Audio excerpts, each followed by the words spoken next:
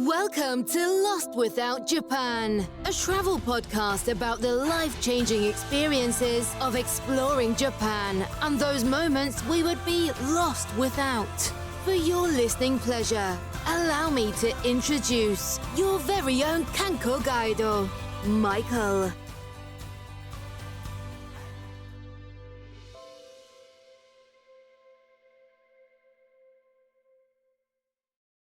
Welcome to this week's episode of Lost Without Japan, a podcast based on Japan and your Lost Without moments. This is your director of travel for TKIC Studio Productions, coming to you with positive thoughts and excitement for your next journey to Japan and his own return next summer. I'd like to thank you for giving me a bit of your time today, and I truly hope this podcast finds you in a good place or on the path to a better one, no matter how it may seem at this moment. My belief is that we can all use a beacon like this one in our lives to help guide us during these times, and my hope is that Japan, along with this show, will become that for you. If you're new to the podcast, welcome. If you're a returning Lost Without listener, thank you again for your time and for returning once more. As always, the advertising I include with my show is done for free and is to help continue to promote the friends of the show that we've interviewed in the past. Let's start by getting ready for today's trip, which will take us across a variety of areas throughout Japan and will bring you some haunted options to add for your next trip to Japan. Since we will be covering a wider area than normal for today's show, I'm going to forego the normal history of that area as well as travel recommendations for how to get there. Normally that's just focused for one location and would really add, I think, just unnecessary length for today's episode. If you do have questions about reaching those areas, however, I am always available to you for anything when it comes to your Japan travel needs. I will create a Google Maps saved location for each spot that we do cover today. So feel free to, just enjoy our episode today. And don't feel pressed to write it down, type it down, input it however you want to input it. Just relax and enjoy our episode for today. We're going to begin by, listing some popular locations, such as, for Tokyo as well, including some, places that are further out and not normally one that you would think of adding to your location. But got to tell you, after doing the research for today's episode, they're quickly becoming one of my have to visit next locations. If you'd like to turn to me and say, hey, Mike, I really enjoyed hearing about this area or that from today's episode, could you please turn it into a day trip episode? Feel free to reach out directly to me at lostwithoutjapan@gmail.com or on Instagram at lostwithoutjapan. As we're heading out today, go ahead and try taking a few deep breaths to help calm yourself. Leave those VHS tapes alone. Don't pick up any missed calls and keep those emergency supplies nearby in case of zombie apocalypse. Come along with your tour group as we make sure your time today is as unforgettable as possible and helps to add some areas to your next trip that you may not have otherwise. Before we begin with today's episode, Steffi says Japan is a Jersey girl who is currently residing in Tokyo, who also has a separate account for their love of takoyaki as well at takoyaki.steffi. If you want to feel closer to Japan and enjoy a great take on living there, check them out. Give them a follow and you will thank me later. That's STEPHYSAYS Japan and at TAKIYAKI.Steffi. One thing that has become obvious while researching locations for this episode is that there are a number of urban legend locations that, turns out not real locations at all. Or there were quite a few instances of articles and websites that were giving the wrong area altogether. Not that they were in the incorrect city, but the wrong part of the city. So I've done all I can to fact check everything and double check so that if I'm giving you a location to visit, it is indeed where it's supposed to be. And let me tell you, that cut down on a lot of very popular sites and, or not, I should say locations and things like that that were on those sites. But if I want to give you something, I want to make sure that it is as legit as possible. Let's start today's talk off, though, by saying some of you are going to probably recognize one location that has been left out today, and that has been purposely done, as it is not an area that I feel should be, visited at all. It is a forest. I'm sure you know what it is. Instead, we are going to begin our talk at Himeji Castle in Himeji, Japan, in the Hyogo Prefecture, which is located west of Osaka between Kobe and Okayama. This one castle I've added to my list of must-visit location and is really nothing to do with it being haunted, and really everything to do to the fact that it is indeed an actual castle and a UNESCO heritage site, and there are chunks of it from the 17th century, and it did undergo a $23 million renovation in the past. This is very much not what you would normally come to see. If you go to there's lots of locations throughout Japan and you go to a castle, the outside may look like a castle, but the inside of it really looks no different than any other museum you'd see anywhere else in the world, complete with the white walls. This location is truly not bad to get to from the JR Himeji station itself or from Sanyo Himeji station, but both will be about a 20-minute walk to get you to this spot. That being said, if you leave the north exit of the Hijimi station, you can take the Shinki bus and get off at the Otomame stop, which will leave you with only a 5-minute walk from this point. There's even an audio tour in English available for you to walk and enjoy. It's available through an app, and you can even scan a QR code as you explore, and it's going to give you some pictures of what this location looked like originally. If you'd like an actual speaking guide that is English, not just a speaking guide, you're going to want to visit this location the day before, as reservations for this are done only in person and no more than a day before, and can only consist of a group of maximum 10 visitors. The main site is available in a variety of languages, so feel free to check it out. I'm going to include that in today's show notes as well. That being said, it gets very hot in this location in summer. It pops up again and again for reviews. So bring that Kombini water and stay hydrated. This is one location you'll want to bring some great socks with cushion as well, as you're going to need to take your shoes off and leave them in a shoe bag up front when you visit. They also ask for you not to convert the shoe bags to cover your shoes themselves, as it could damage the wood. And really, they're not meant to be walked in. They're extremely slippery. They don't want you to get hurt. One last mention is that some areas are only 1.7 meters or around 5.5 feet tall. So this is going to make some spots harder to navigate for some of you, depending upon your height.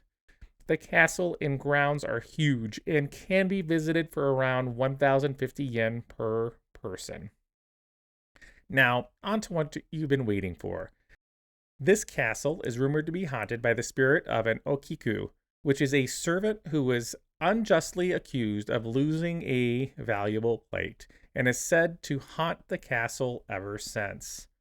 Now, they were not only accused, but also executed and supposedly dumped into one of the wells for this castle, and said to haunt the complex, wandering its corridors, screaming about the injustice that she received.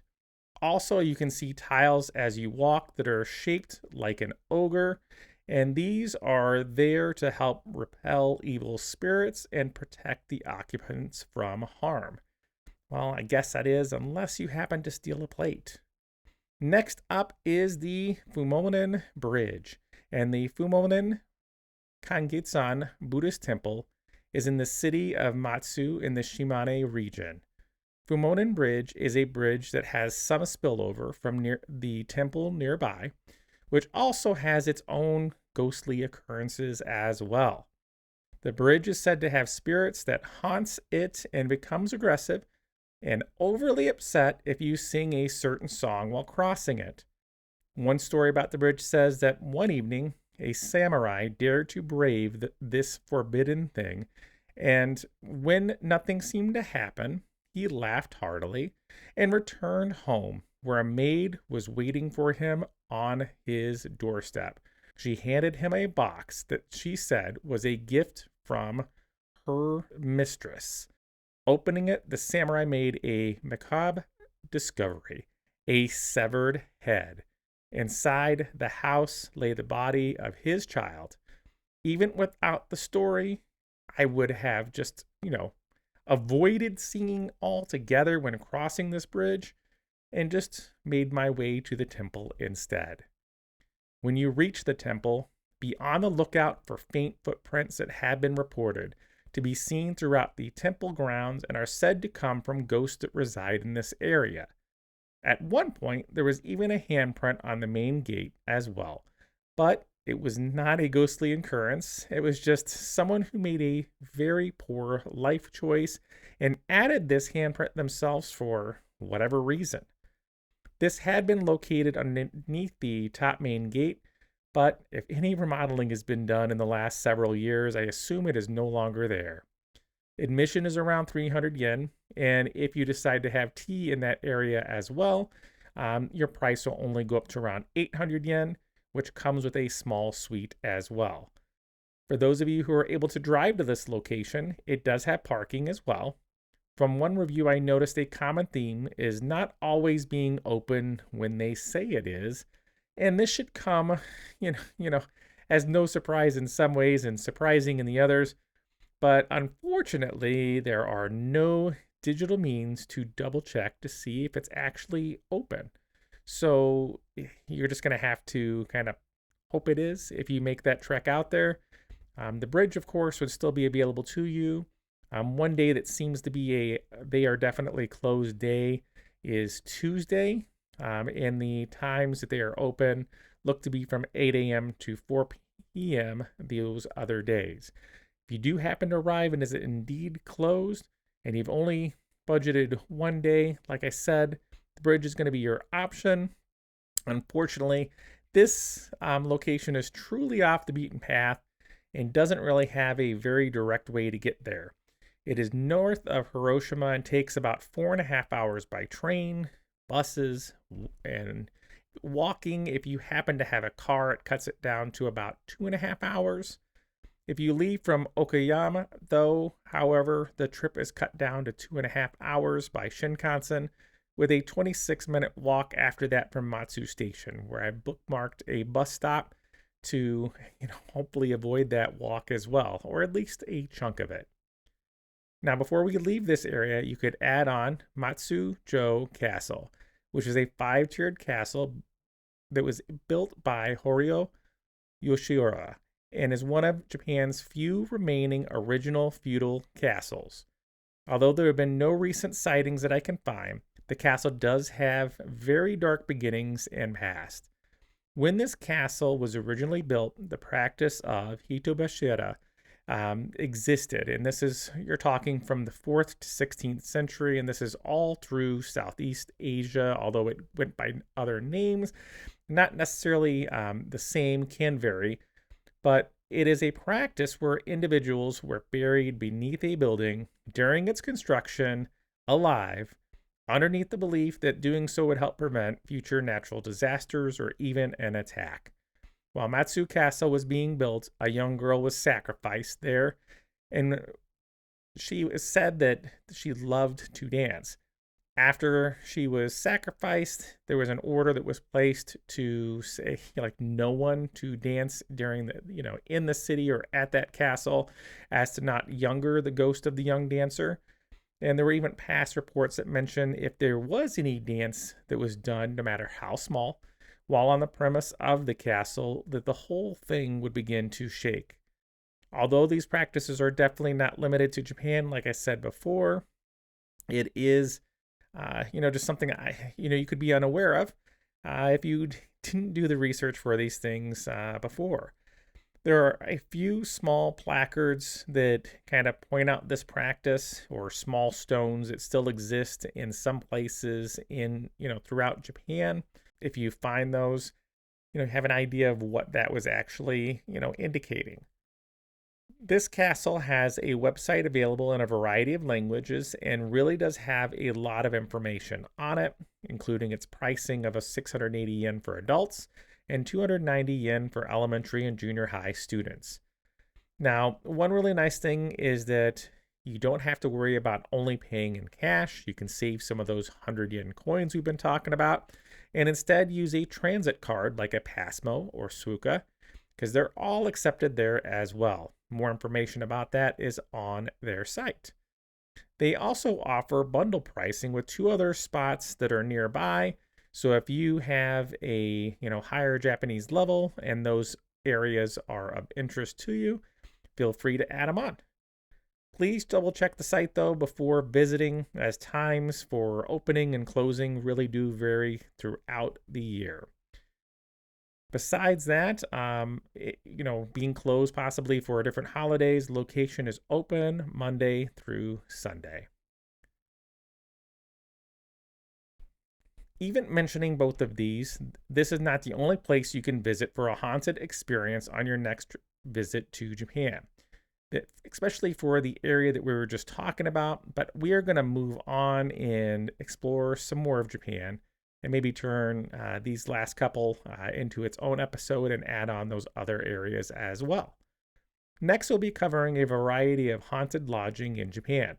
But a word of warning to those of you looking to actually see a ghost, that there's a lot of these famous lodging options that you'd heard of on some really famous YouTube channels on Japan that have not actually had any ghost sightings in quite some time. Especially after remodeling has taken place or there were fires that burned down that location and it's been rebuilt. So if you're going with an intent to, actually try to see a ghost or spirit, whatever you'd like to refer to it as, make sure to do some research before your visit. Now, I'm not guaranteeing you that if you go to these locations, you are indeed going to see something. But I would direct my energy, if this was important to me, to the spots that I'm talking about today. We're going to begin our talk on haunted lodging with the International Garden Hotel Narita. Not only do you stand a chance of seeing a ghost on your visit, it is also a very affordable lodging option, especially when you look at other pricing that's in that area. That being said, it is an older hotel, with mentions that it needs some remodeling and new electrical outlets. It has been said that a ghost of a little boy wanders throughout the hotel and has been known to just appear in front of guests, asking them to play. The ghost of a little boy suddenly appears and can, speak with you no matter what language you know or don't know. They're able to get their point across. And after that, whether or not you have that experience or not, some perks of this location is that a shuttle will run from the airport, to and from, and that a breakfast is available to you as well, with a traditional Japanese and American dining options as well. Current pricing for all of this through various travel websites for one adult is around $58 a night with tax, and goes up a few dollars if you end up booking it directly through their site. So go for the discount, my friends. Our next haunted travel option takes us to the Marud International Hotel Narita. Unlike some of the locations that I've talked about in the past, this location's hauntings can actually be traced back to 1999, when members of the Life Space cult were arrested in room 1272. I don't know if this is something that you could request to stay in or if they have it still. You'll understand why it might be closed. I don't know. But they were found What ended up happening was in 1999, there were members of the Life Space cult that were arrested in this room, and they ended up finding a body of a cult member who had been kept in the room for quite some time, 4 months, after a failed healing attempt through gentle touches that they refer to as the Shakti Pats. If you Google Newsweek and this event, you can read more about what's occurred, but I want to share a bit about what has happened since then. After that occurrence, not really before, they didn't have any issue with any sort of haunting or things of this way. But after that point in time, numerous flight attendants have reported ghostly sightings, as well as hotel guests have been kept awake by the sound of loud footprints on their ceiling, which, hey, any of you who stayed in a hotel before, it's not an uncommon experience. But we're talking about people that were on the very top floor with nobody above them, no other rooms. So, take that for what it is. Rooms range from $65 to $75 a night US for a single adult through most major travel sites, with shuttle service leaving to Narita every 30 minutes. And will take you either 10 to 15 minutes from that point to get to your terminal that you're looking to fly out of. So make sure you know which one you are to get off at that correct spot. One thing to note as well is that there's no public transportation from this location before 7 a.m. And there's no taxi service unless you are great with Japanese, have a Japanese phone number, and can use a taxi app. You could be stuck having to do your very own 40-minute walk with your luggage to get to the airport. What I'd also say is that when it opens up around like that 7:50, 8 o'clock time, you're going to have quite a few people waiting. So if you are staying at this spot, make sure your flight is later as possible so that you can get there and not have to rush and miss anything that you want to when it's time to end your time in Japan. At this point, while doing research on haunted locations in Japan, it truly became a blur of urban legends versus actually haunted locations. Some locations have become quite internet famous and have many YouTube videos that you can look at. There are some tunnels in Tokyo. There are other resorts and lodging that I think if they had anything, it was quite some time ago. And, like for some of the hotels and things, it seems to be your reportings after like a fire or a major remodeling ends up disrupting this from happening. So just be careful. Like I said, if this is what you're looking for, make sure you're getting the best thing that you can. So what we're going to go ahead and talk about for everything else in and of our time is, if you enjoyed this, and we're going to look to do this again for next October, let me know. Otherwise, we will continue on, like I said previously, that we are going to talk about our next day trip episode, which is going to be coming up on 2 weeks after my episode. That's just going to be some random sounds that I was able to record in Japan. It's cheaper than the cost of flying there currently, so we will take that.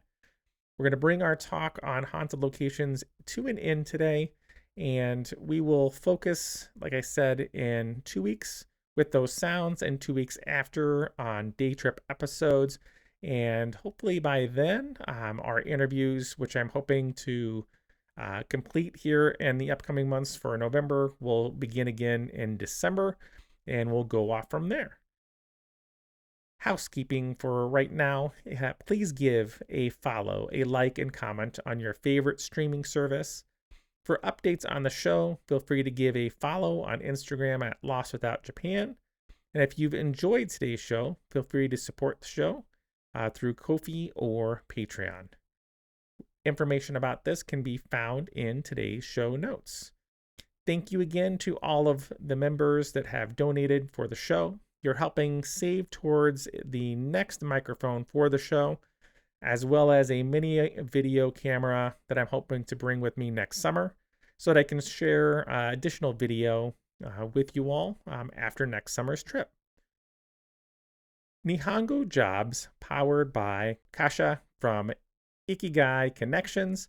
If your dream is to build a career around your Japanese/English language and or culture skills, check out ikigaiconnections.com for country-specific resources and inspiring senpai success stories. If you're specifically looking for a Japanese job in the US, search for one at nihongojobs.com. It looks like we're ready to call it a night, but before we begin our next adventure, we're going to continue our discussion and exploration of Japan together next time we get together. So on behalf of Lost Without Japan and the entire crew, I'd like to thank you for joining us on this trip, and we're looking forward to seeing you on board again in 2 weeks for our next episode. To everyone out there, o Genki Day. Stay well, my friends.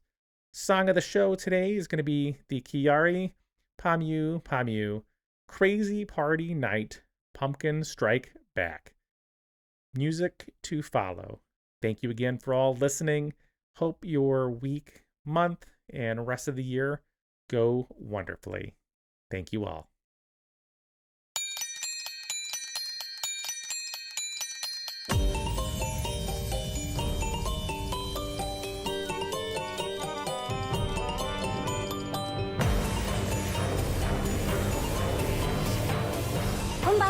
キャリーパメパメです。今夜は都内某所のとあるお宅で非常に奇妙なパーティーが行われているようです。早速潜入してみたいと思います。行きましょう。